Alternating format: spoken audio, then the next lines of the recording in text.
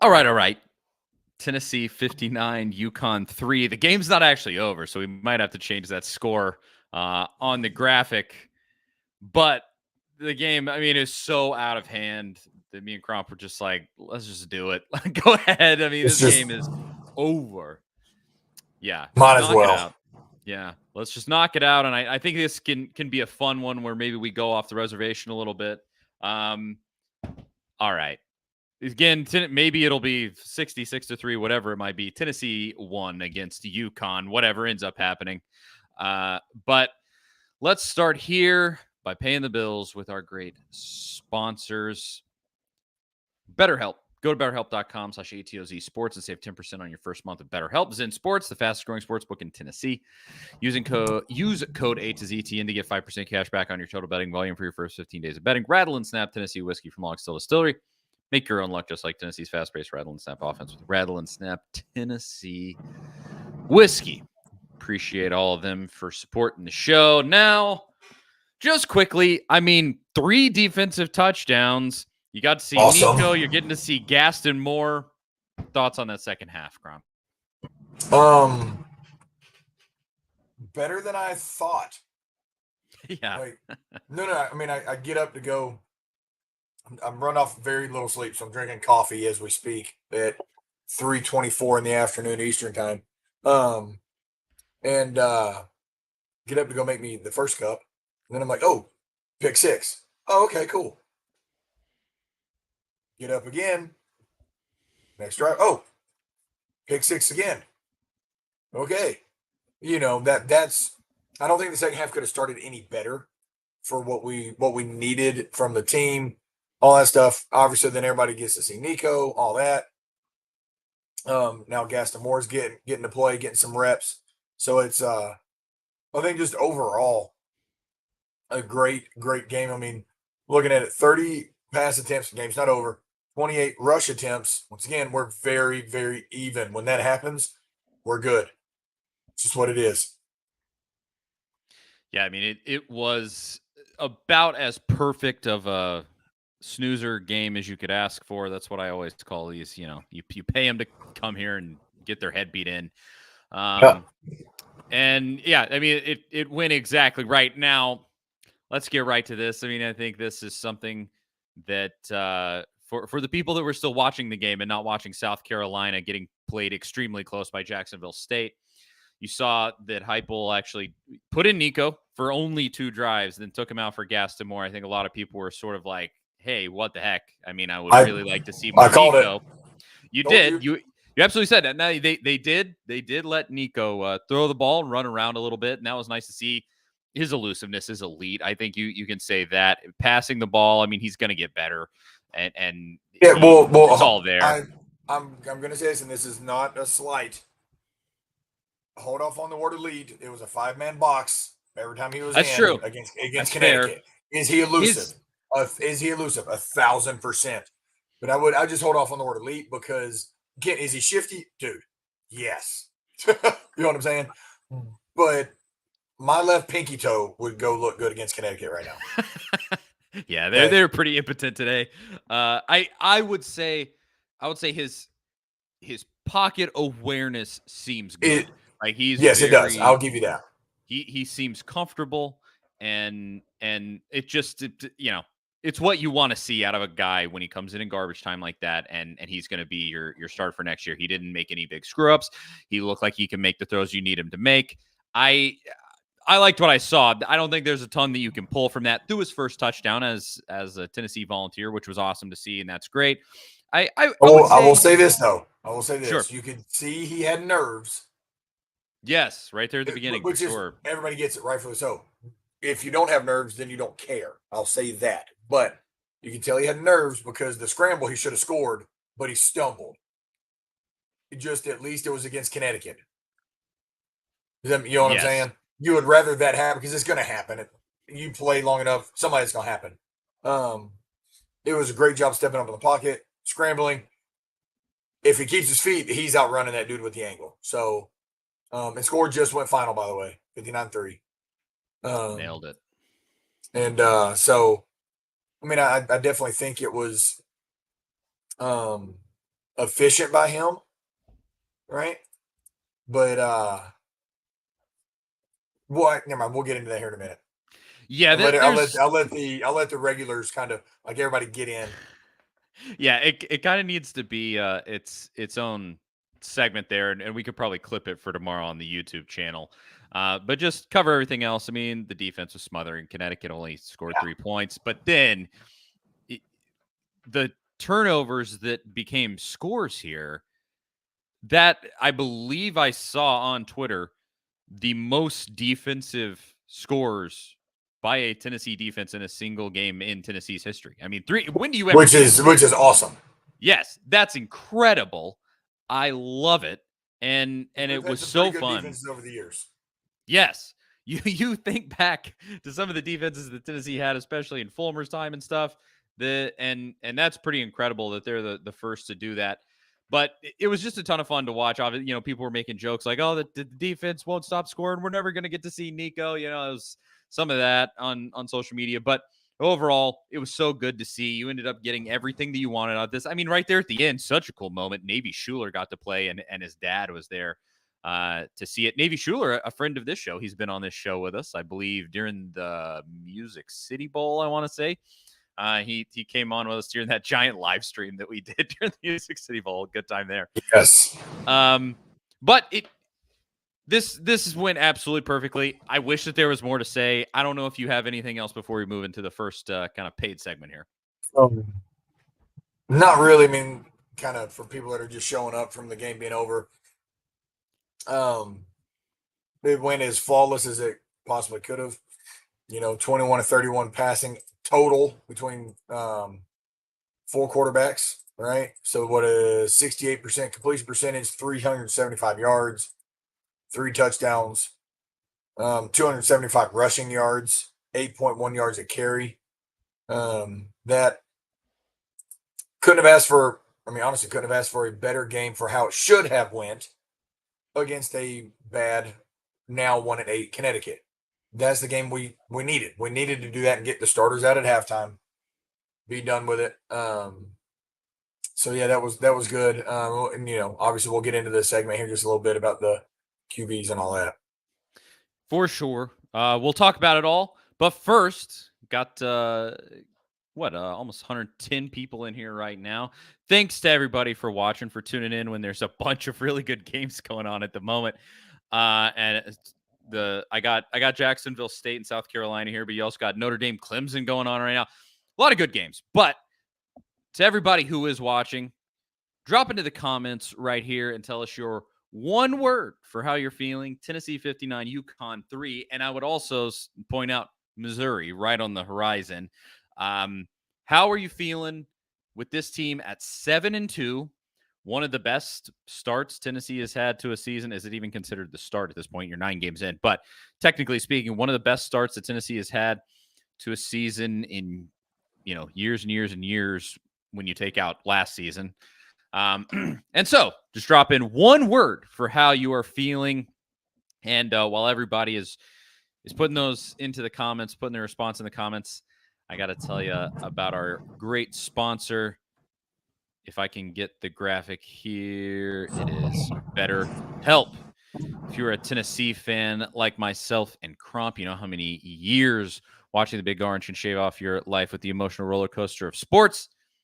Or maybe the roller coaster of life is messing with your happiness, preventing you from achieving your goals. Regardless if you have a clinical mental health issue like depression or anxiety, or if you're just a human being going through a tough time, therapy can give you the tools to approach your life in a different way. And that's where BetterHelp comes into play. BetterHelp's mission is to make therapy more affordable and more accessible. And this is an important mission because finding a therapist can be hard, especially when you're limited to just the options in your area. BetterHelp's platform makes finding a therapist easier because it's online and remote. BetterHelp can match you to a professional therapist in as little as a few days. Plus, with our link, betterhelp.com/ATOZ sports, you get 10% off your first month.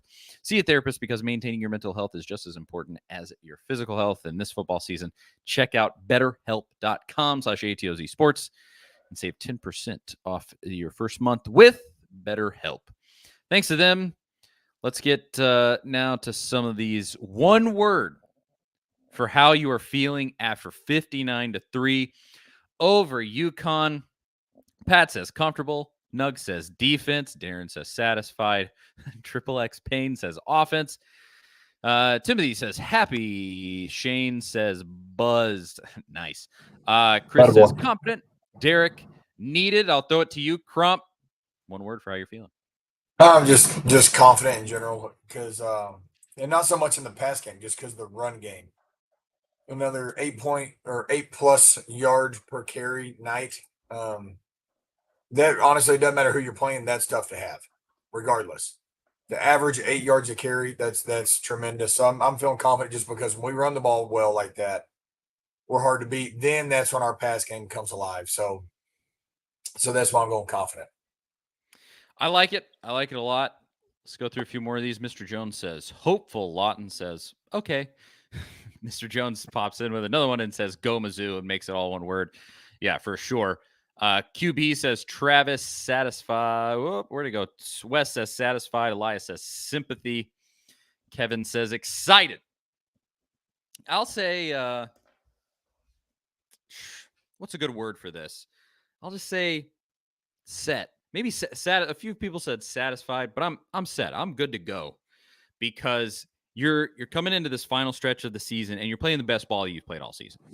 Yes, and that's good on all fronts. Now your defense, like in that Kentucky game, your defense got exposed a little bit more for what we kind of suspected might be the case earlier in the season, but wasn't being exposed as much. I mean, Kentucky kind of well, maybe exposed is a strong word, but your DBs didn't look amazing in that game.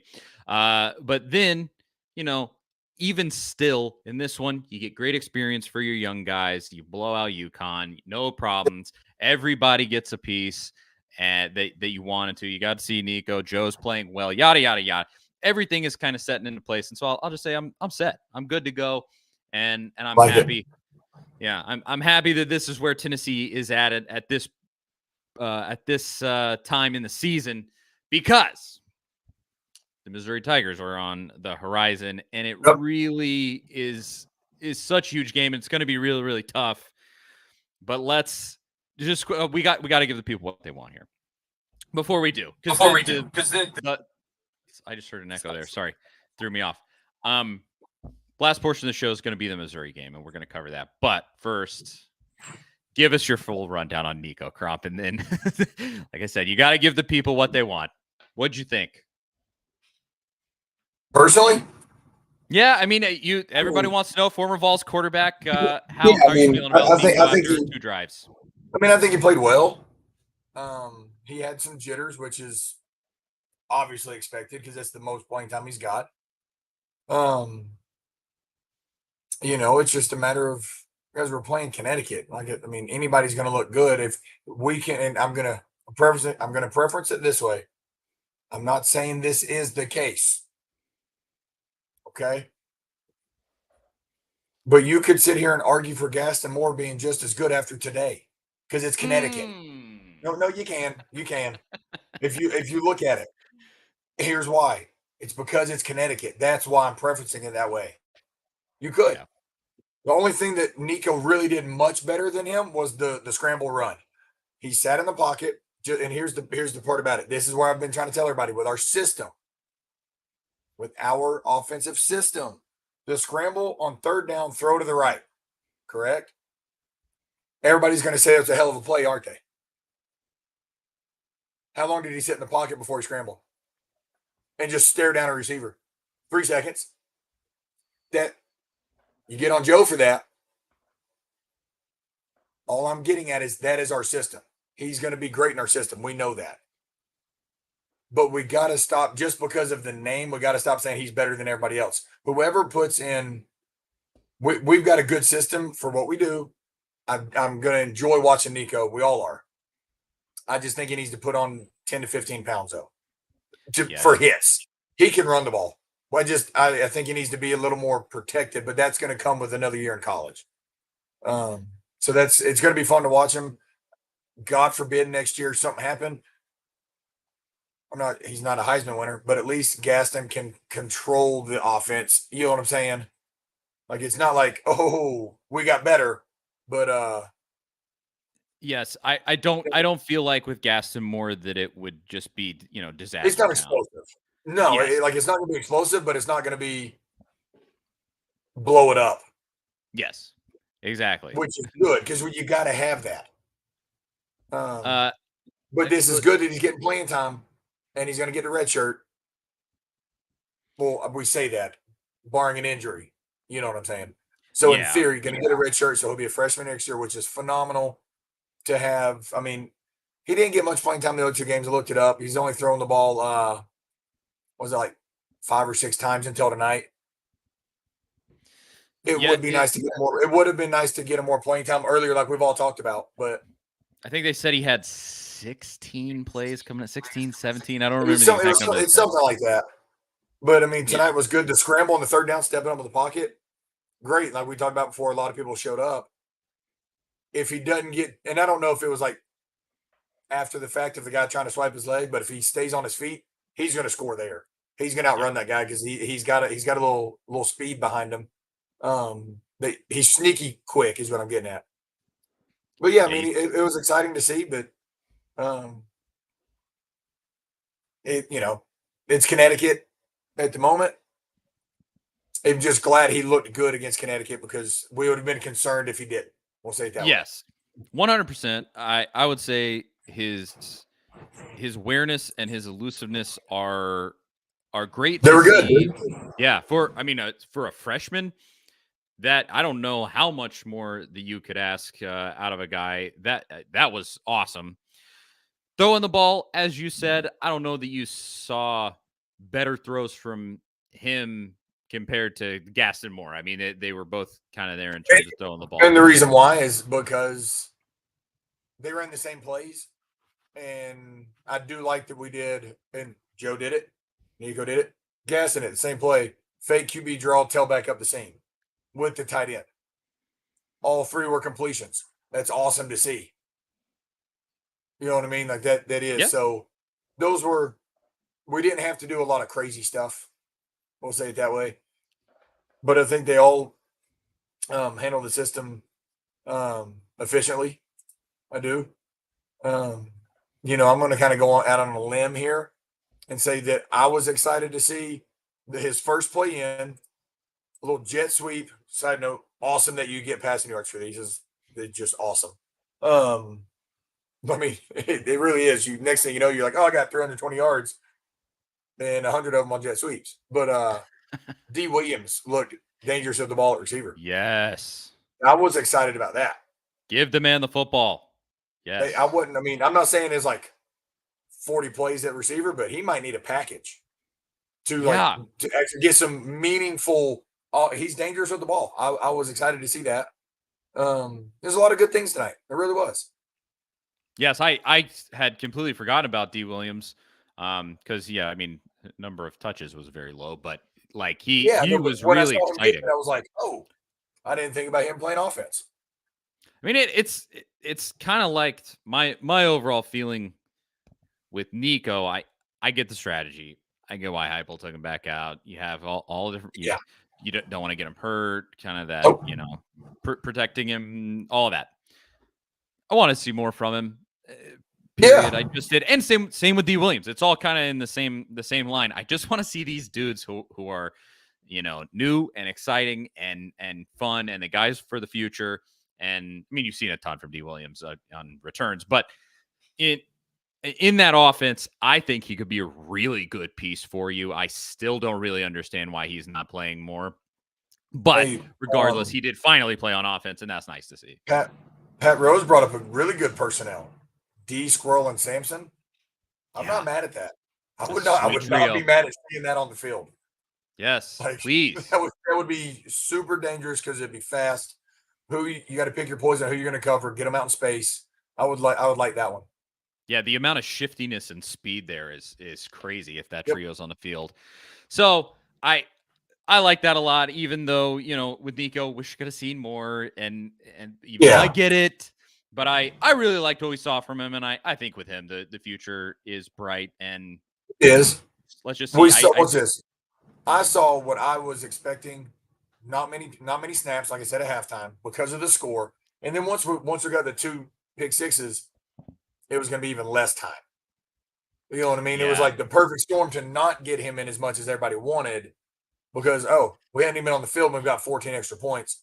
So for what he was given, he did well. I mean, getting out of the pocket, making the third down throw, great. O-line gave him protection. The scramble on third down, stepping up, really good job. It's just we're all wanting to see it against a non-Connecticut style team. But this year, because he's not the starter, that's what we're going to get. And that's okay because he just needs to make sure he progresses into next year for when it's his shot to go shine. Timothy Super Chatty says, actually, Gaston had better touch on the ball than both Nico and Milton. I'm not going to disagree with that. Milton has zero touch. We all know that. Yeah. I mean, and for all the people that remember Randy Johnson, he's Randy Johnson. You know what I mean? Like every time he's throwing, he's trying to kill the bird. Yes. He's all heat. All gas, no brakes. Exactly. But on the whole, everything that you wanted to see from that game, and there you have it. Let's get to our next sponsored segment here, and we can wrap up to talk about the UConn game, the stat of the game, brought to you by the good folks at Rattle and Snap Whiskey. Nothing goes better with a Tennessee sports victory like the one that we just watched than a great whiskey. And I'm talking specifically about Rattle and Snap Tennessee Select Straight Whiskey. Log Still Distillery has a Tennessee whiskey product line called Rattle and Snap, named after a long-forgotten game of chance. Rattle and Snap is a whiskey for those who make their own luck. There's a 4-year and an 8-year version of Rattle and Snap. I've had both. I have shown both on the show. I have drank them here after Tennessee football wins. I think a lot of people have seen them, and they are both awesome. So go find yourself a bottle in stores across the state of Tennessee. But Rattle and Snap is also available in Kentucky, Indiana, and Mississippi. So run and don't walk to get yourself a bottle of Rattle and Snap Tennessee whiskey for those Tennessee sports victories. Follow them on Instagram at Rattle and Snap Whiskey. If you have one prepared, Crump, what's your stat of the game in this one? Oh, I had one at halftime, but I kind of got ruined. Let me just be honest. Give me a second. I got to pull back up. Well, it won't take me a second. Are you good? And the stat of the game is we only had the ball 21 minutes. We only had the ball for 21 minutes all game. And like half of that was in that garbage time. Yeah. When you were already up by 50. At halftime, it was like it was like under 10 minutes at halftime, and I was like, "Ooh, that'd be a great stat right now." Yeah. We had 21 minutes total, and we got 59 points, and that's kudos to our defense. When they're on the field longer, and then we're still scoring without being on the field, any team's hard to beat at that point. It was complete dominance. It was nice to see. I'll go with this. 254, 86, 36, -1. Those are the passing stats or the passing yards stats for 4 different quarterbacks that we got into this game. Milton with 254, 2 touchdowns. Nico with 86 and 1 touchdown. He was 5 of 9. Gaston Moore, 36 yards, 4 for 7. And Navy Schuler, he only got in there right there at the end. 1 for 1. Did complete the pass, but it was for -1 yard. But I still love that, getting to play in front of his dad like that, a Tennessee legend. But that just means that this game went exactly like you wanted it to. You got to play all 4 of your backup quarterbacks. I mean, that's how much you were beating these guys by. It was awesome to see, and that was so nice. I mean, you could really go anywhere here. I think it's exciting that you got 35 yards out of Cam Selden. He looked pretty explosive. I think he is showing when he gets touches that he has the ability to be a guy who will be good in that rotation next year with Dylan Sampson. And that's nice. Squirrel White, again, 2 receptions for 94 yards. He's so exciting. And one of those was that really great just pitch and catch from Joe for a long touchdown. I mean, there was a lot here. The defense, 3 defensive touchdowns. Maybe that's the stat of the game. There was plenty of. Yeah, I mean, we could almost pick from anything. Yes, there was crazily with all that defense, only one sack, but UConn was doing well, getting the ball out really quickly, and yeah, so you only got one sack there. But let's see. Well, I think this is a good question asked Is from this? Darren Weaver. Go ahead. Hold on. Ooh! Sorry.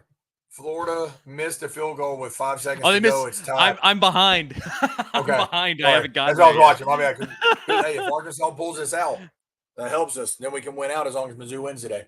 All right. Back to sorry. Darren brought up a good question, asking, do I think we should, since Thornton's starting to catch the ball and get involved more, maybe move him outside with Keaton and get Squirrel in the slot? I don't hate it. Because I think Squirrel is more of a slot receiver with his size and quickness than an outside receiver. Obviously, there's going to be times in our system that he's going to be stacked outside. But I don't hate that at all, by any means. No, there's a lot of good in going right at this point in the season, and that's especially the last two games. Yes, and that's almost all you could ask for going into this Missouri game for how the season has gone to this point. I think you're in the best spot possible, in the right mindset. You got to be confident. You're believing in your guys going into what should effectively be. It's the most important game of the season. Might be the toughest game of the season you've played so far, outside of going to Alabama, of course. But yeah, it's nice to be in this position, and maybe Tennessee won't go on the road there and implode. We'll see. I think this will be the toughest quote unquote opponent, including Alabama. Because here's why. Because of Missouri's passing game versus Alabama's passing game. Yeah. Missouri can throw the ball better than Alabama. And what is our weakness on defense? Yeah. Secondary. So that's where not team, but just because they can throw the crap out of the football. So that's where I do think it was big to get our guys out early in this game.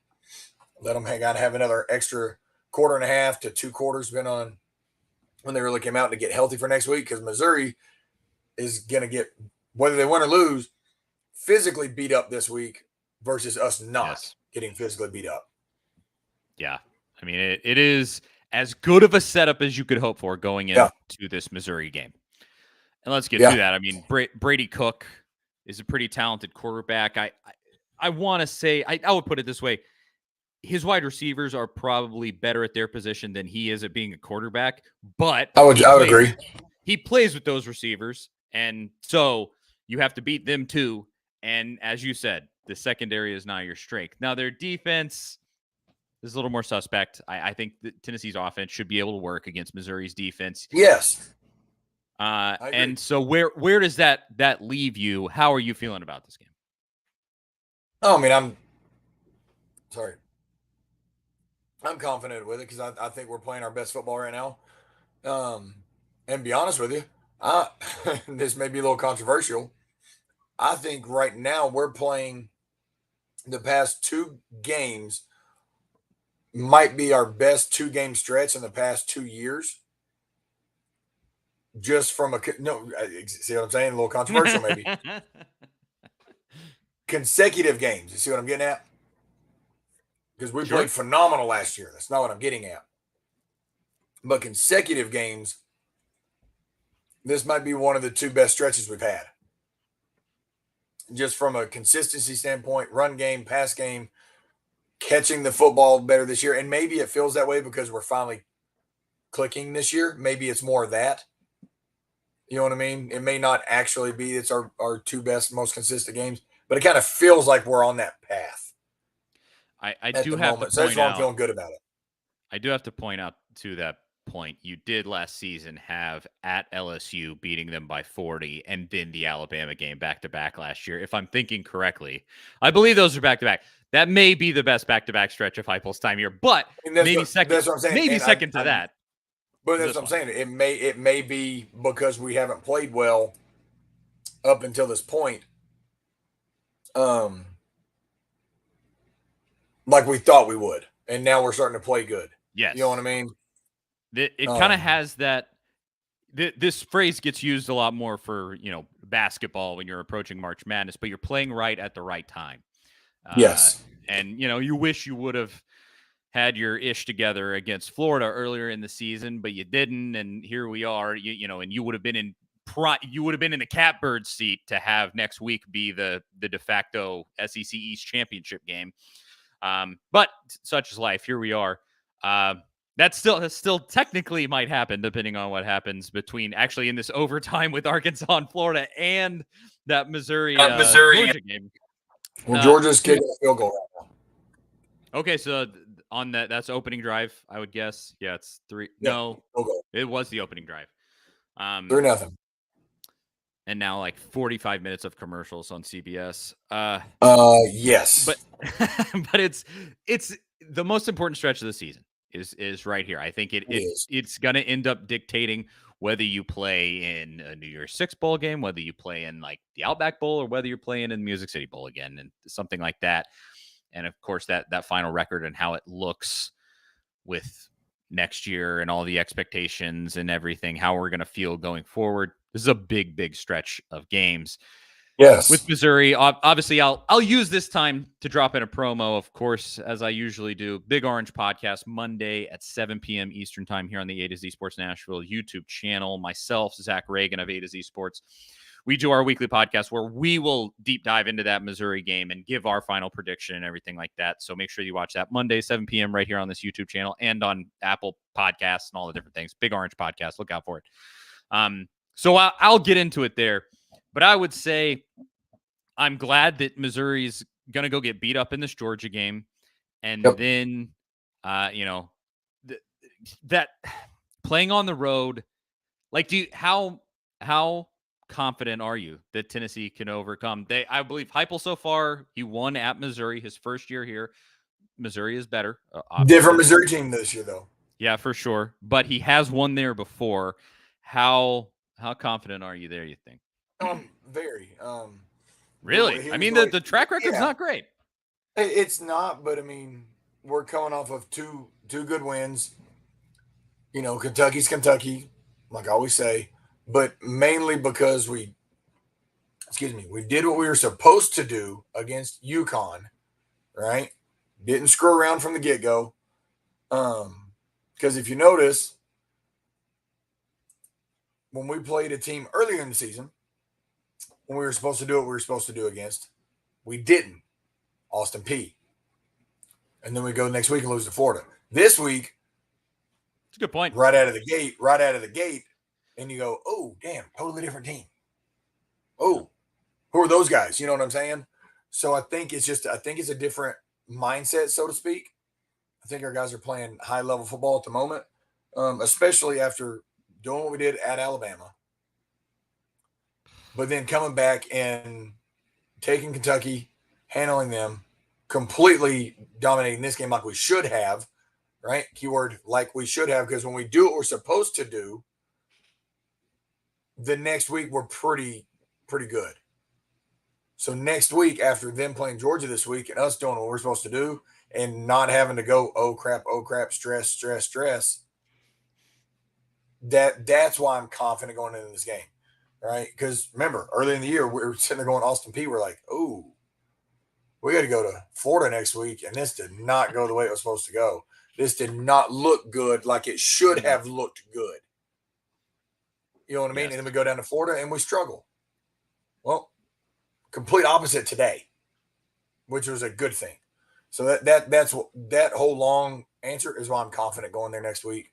And the way I look at it is if we do what we're supposed to do next week, I honestly think if we beat Mizzou, we go 10-2. If we lose to Missouri, we go 8-4. Yeah. Like I could be wrong, but I don't think 9-3's the option this year. I do. I think it's 8-4 or 10-2.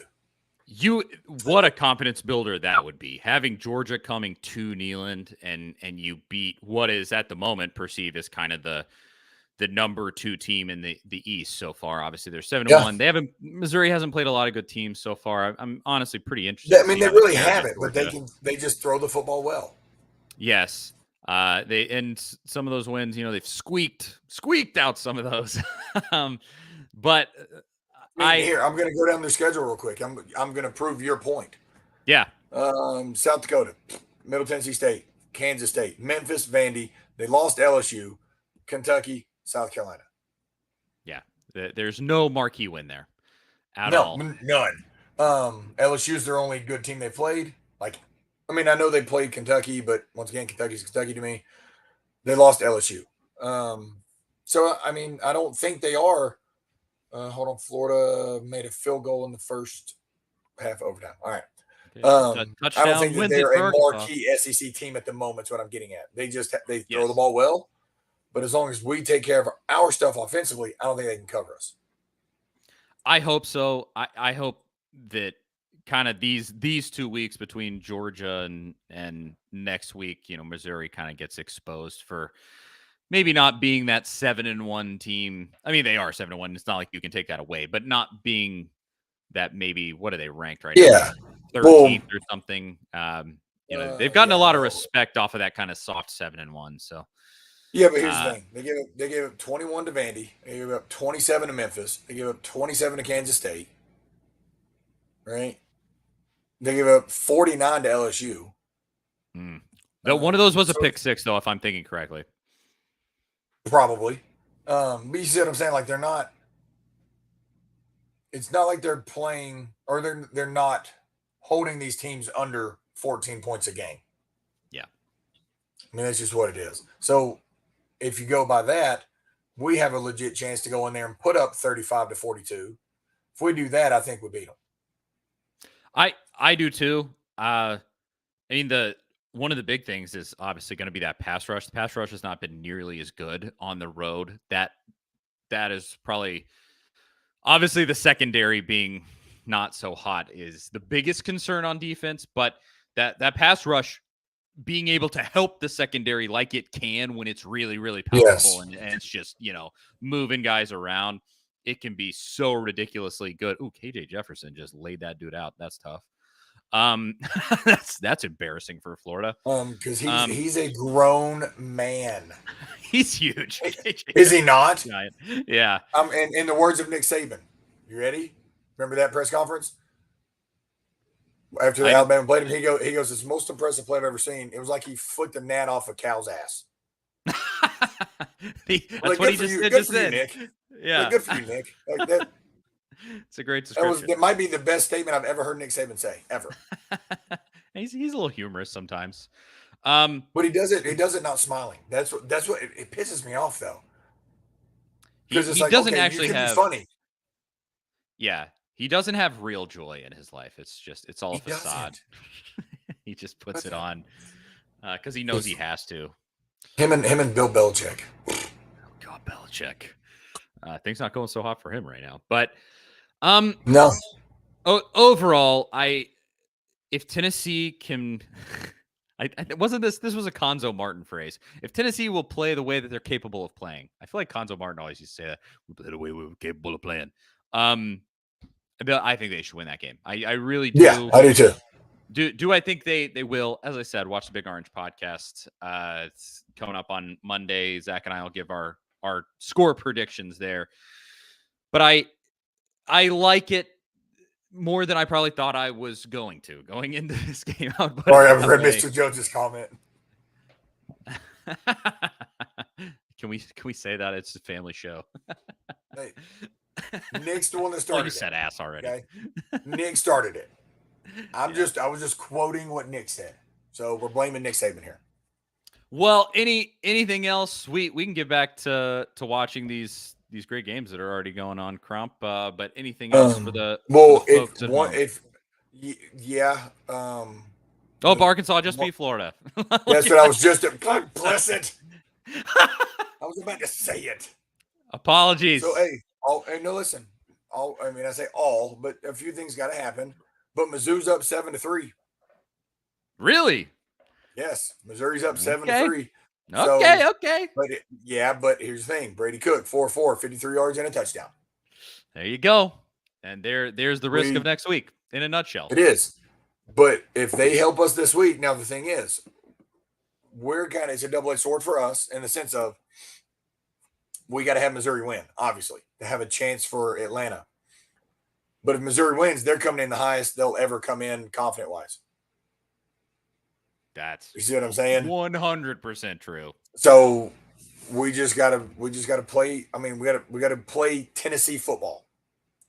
Yes. That's just what we have to do. We have to play Tennessee football and do what we're supposed to do, and good things will happen. But play to the level that you know you can. That's the key. And because I want to do one thing real quick before we go, just because I like semi-round things up. Oh boy, here we go. If LSU beats Alabama tonight, then Ole Miss is number 1 in the SEC West. No, what a matchup in Atlanta that would be. I mean, that is just factually true because Ole Miss just pulled it out against Texas A&M. Ole Miss beat A&M today. A&M had a field goal and missed it with no time on the clock. So if Mizzou helps us and we take care of our business, oh boy, we Kiffy in Atlanta would really be something. How great would the trolling be that week, though? Oh my goodness, we all know it would be. Well, no. So doesn't Alabama? Oh no, but so that's right. You said if Alabama beats LSU or LSU beats Alabama, that's right. Because I was saying that LSU would have to lose Alabama would have to lose another game for Ole Miss to make it. But if they lose LSU, that's right. I mean, I don't think that's gonna happen. LSU's defense is garbaggio, and I think Alabama's passing game is likewise also garbaggio. But their run game is not, though. Yeah, that's true. And Ole Miss, their run game is not bad. But Ole Miss already beat LSU. They had them in Oxford. Luckily for them, it's interesting. I don't know. SEC football, ladies and gentlemen. SEC football. Weirder things could happen, and maybe now Arkansas. I just saw the stat that is the first win ever for Arkansas in Gainesville, Florida. Kansas, baby. He might. I believe they've been calling him Sunbelt Billy. He might become old hot seat Billy here in a minute. But okay. Last thing, and I swear we're done. All right. So hot seat. We have nothing else to talk about. That's true. Connecticut sucks. Show done. You know, hot seat. Jimbo, gotta be. Am I frozen again? Yes. Dang it! This is the second week in a row this has happened, and it also happened on the live show this week with Zach. I got to get this figured out. I don't know what's happening with my thing. Oh, no. But I can hear you though. Yeah, and that's what it's done every single time. It's what it's done all 3 times. It's so annoying. Yeah, Jimbo is. I mean, he's cooked for sure. Will they actually fire him and pay up that $75 million or whatever? That's a lot. They'll get it back when everybody listen. When people go to the gas station in Texas, they're paying him back. That is a good point. That's absolutely like true. It is. I mean, they'll get it back in a year. But I definitely think he's on the hot seat. Even though he just won today, Pittman might be on the hot seat. Well, yeah, that was only their 3rd win of the year. What I'm saying, they're 3-6 right now. Yeah, you beat Florida, but they're 3-6, and their expectations were a little bit higher than that. And the one that I'm going out on a limb, 2 more actually. One's not going out on a limb. Beamer, I think he's going to be on the hot seat. I'm not saying he'd get fired, but I think he may get the ultimatum like, hey, either you win next year or you're done. And then this one, I want to see people agree. Hugh Freeze might be on the hot seat. You think already? Dude, you're 1-4 in SEC play. It's not good. I mean, you know what I'm saying? Like you're 1-4, you're 4-4 overall. If he blows it against Vandy today, I think that God, if you blow it against Vandy, then we just need to have a chit chat about a lot of things. If anybody blows it against Vandy, you're gonna be on a hot seat, I think. Because here's the thing: like I'm looking at the schedule. UMass doesn't count. Cal, they're not good. Whatever. Sanford doesn't count. A&M, now that's looking like an even worse loss. Yep. You know what I mean? Because of A&M schedule. Georgia, I can give you that.